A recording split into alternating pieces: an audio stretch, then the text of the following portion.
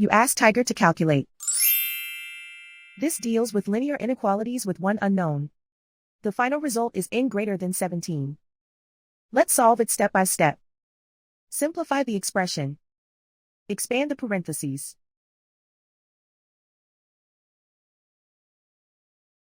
Simplify the arithmetic.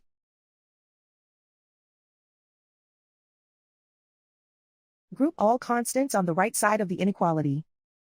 Subtract 14 from both sides.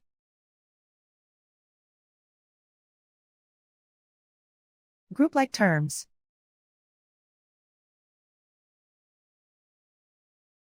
Simplify the arithmetic.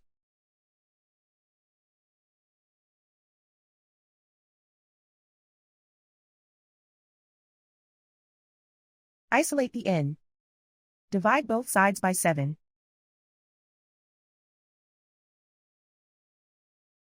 Simplify the fraction.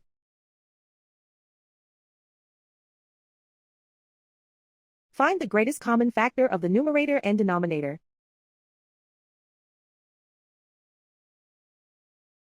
Factor out and cancel the greatest common factor.